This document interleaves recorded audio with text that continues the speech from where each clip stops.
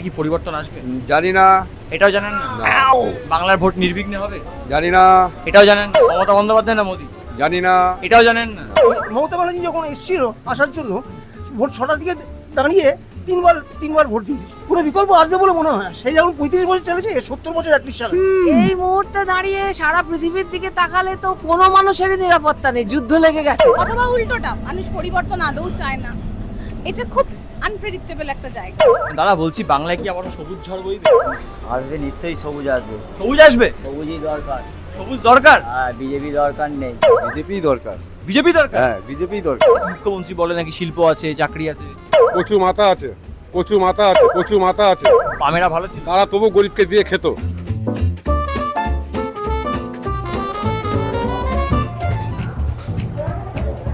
আসন্ন বিধানসভা নির্বাচন, আর সেই বিধানসভা নির্বাচন মানেই হচ্ছে ভোট লোকাল। নমস্কার, দেখছেন এই সময় লাইভ, আপনাদের সঙ্গে রয়েছি আমি শুভজিৎ।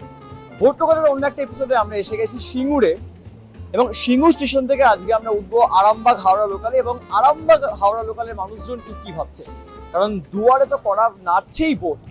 26-এর বিধানসভা নির্বাচনে মানুষ কি পরিবর্তন চান? কারণ প্রত্যেক দিন যখন আমরা প্রত্যেকের সঙ্গে কথা বলি ট্রেনে, তারা কিন্তু বলে পরিবর্তন চান, কেউ বলে পরিবর্তন চান না। তো শুরুতে একটুখানি ফাঁকা কম্পার্টমেন্ট থেকে উঠি, মানে এরকম কাটা গেট দিয়ে উঠি না, তবে একটুখানি কাটা গেট দিয়ে আজকের এই জার্নি শুরু করি। মোটামুটি ট্রেনের ভেতরে অনেকে বসে রয়েছেন।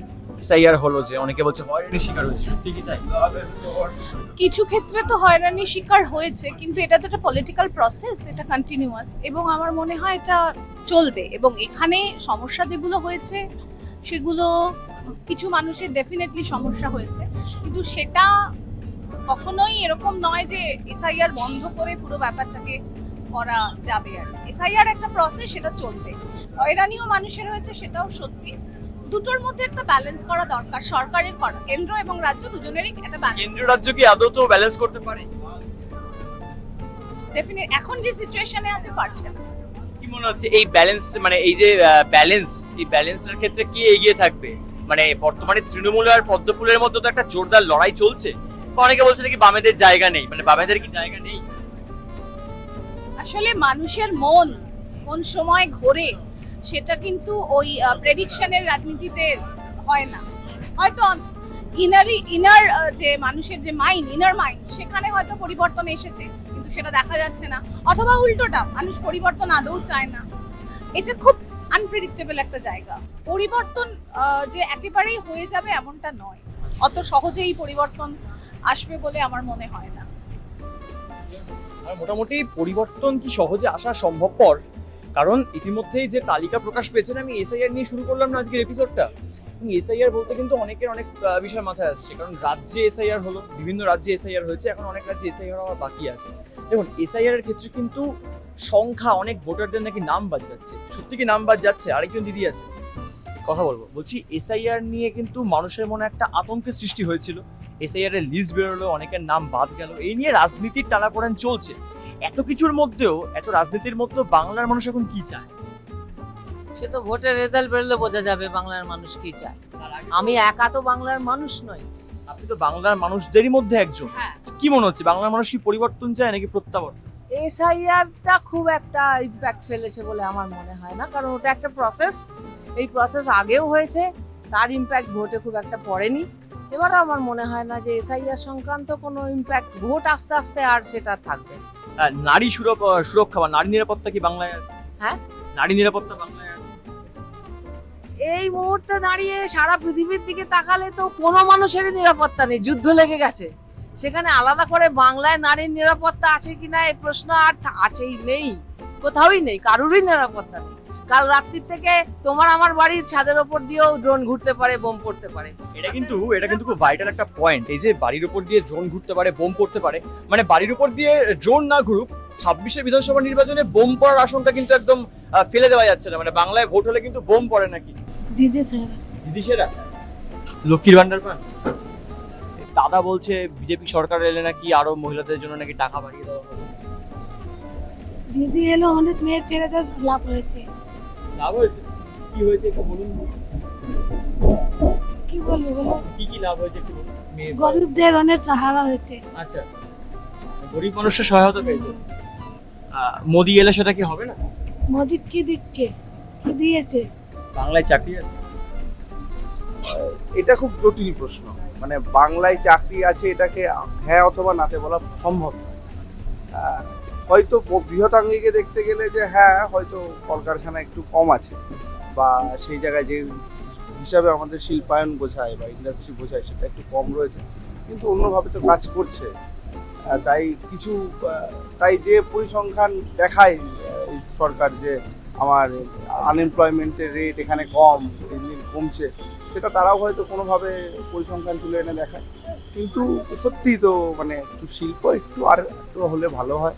আর সরকারি চাকরির অবস্থাটাও খুব ভালো নয়। ঝুলে গেলে কিন্তু সমস্যা। এতগুলো ভোট লোকালে উঠলাম, তো এত লোকালে উঠলাম, এই দিককার মানুষজন না একটু, আমি দেখলাম যে তারা একটু বেশি গম্ভীর। আমি জানি না ভোট আসলে তারা গম্ভীর হয়ে যান কিনা। অন্যদিকে মোটামুটি দেখছি ফাঁকাই কম্পার্টমেন্ট দেখছি, মোটামুটি আর বেশি দূর না এগিয়ে এই কম্পার্টমেন্টেই উঠি। তেমন হলে নেক্সট কম্পার্টমেন্টে আবার চেঞ্জ করব। তবে বাংলার মানুষজন কি চান একটু জানবো বসে। একজন দিদি আছেন। দিদি, আপনার কাছে আমার একটা প্রশ্ন আছে। মহিলাদের জন্য রাজ্যের মুখ্যমন্ত্রী অনেক প্রকল্পকে সামনে এনেছে। রিসেন্টলি আমরা দেখতে পেলাম লক্ষ্মীর ভান্ডারের টাকাও বেড়ে গেল। এই যে ভোট আসলেই যে একটা ভোট ব্যাংকে টাকা দিয়ে দেওয়ার একটা প্রবণতা, যেই সরকারি হোক না কেন, এটা কি উচিত?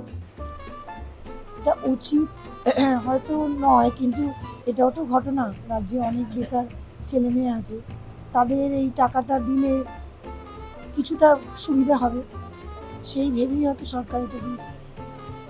যে যুবসাথীতে যে যারা বেকার যুবক যুবতী তাদের জন্য টাকা, আপনি কিভাবে দেখছেন? না, পুরোপুরি ঠিক নয়। তার কারণ 1500 টাকা মাসে দিলে তাদের তো সংসারটা সেভাবে চলবে না, তাই না? এক্ষেত্রে মনে হয় চাকরির সংস্থান হলে বেশি ভালো হয় আর কি। কারণ প্রত্যেকেই তো শিক্ষিত ছেলে মেয়ে। আমি দেখতে পেলাম আমি যখন কথা বলছিলাম, একজন দাদা জল বিক্রি করছিলেন। সব থেকে যেটা গুরুত্বপূর্ণ, দাদার জামাটা না পুরো সবুজ। দাদা, বলছি বাংলায় কি আমার সবুজ ঝড় বইবে? আসবে নিশ্চয়ই, সবুজ আসবে। সবুজ আসবে? সবুজই দরকার। সবুজ দরকার? আর বিজেপি দরকার নেই।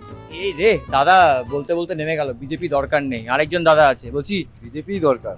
বিজেপি দরকার। হ্যাঁ, বিজেপি দরকার। এই দাদা যে বলছে বিজেপি দরকার নেই, এখন বলছি বিজেপি দরকার। কেন দরকার? হ্যাঁ, কেন? এই শাসন আর ভালো লাগে না। অনেক শাসন হয়েছে, এই শাসন আর চলবে না। তো আমরা যখন কথা বলছিলাম, তো দাদা হঠাৎ করে পাশ থেকে বললেন যে বাংলায় পরিবর্তন দরকার। দাদা, বলছি বাংলায় পরিবর্তন কেন দরকার? মানে কি পরিবর্তন? আমাদের বাংলা কোটা শিল্প কারখানাতে দেখাতে পারবেন?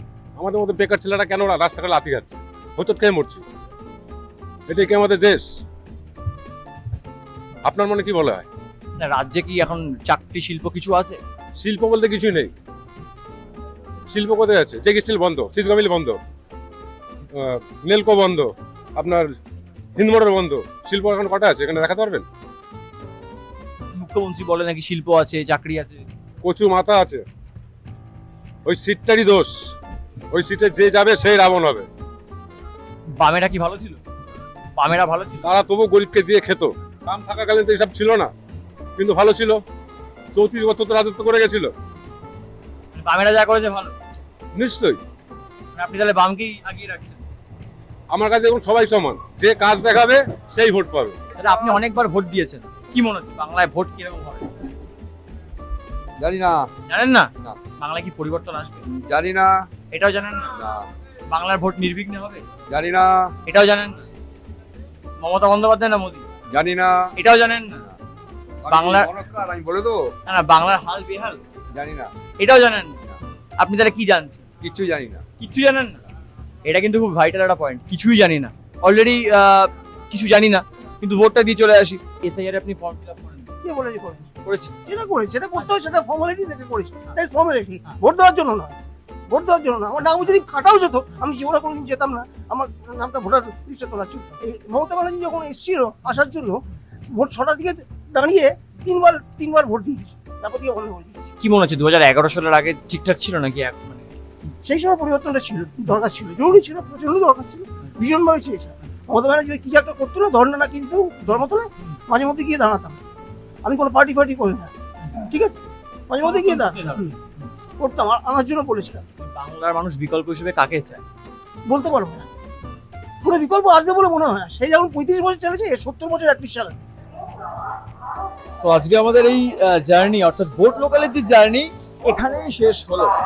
ছিলাম আরামবাগ হাওড়া লোকালে, প্রচুর মানুষের সঙ্গে কথা বললাম, মিশ্র প্রতিক্রিয়া পেলাম। 26 বিধানসভা নির্বাচনে মানুষ কি চায়, এই ট্রেনের মানুষজন কি চান, সব থেকে ইম্পর্টেন্ট তারা কি পরিবর্তন চান নাকি প্রত্যাবর্তন, সেটা আমরা শুনলাম। সমস্ত বিষয় মিলিয়ে আপনাদের সঙ্গে দেখা হবে হয়তো অন্য কোনো ট্রেনের, অন্য কোনো রুটের, অন্য কোনো কম্পার্টমেন্টে। আপনাদের মনে অনেকই প্রশ্ন থাকে যে এই প্রশ্নগুলো তো করা হলো না, অবশ্যই সেটা কমেন্ট বক্সে জানাবেন। ওই কথাই রইলো, দেখা হচ্ছে অন্য ভোট লোকালের অন্য একটা এপিসোডে, অন্য কোনো ট্রেনে, অন্য কোনো রুটে। ক্যামেরা রিক্তম মুখোপাধ্যায়ের সঙ্গে সুবিধি চক্রবর্তী, এই সময় লাইভ।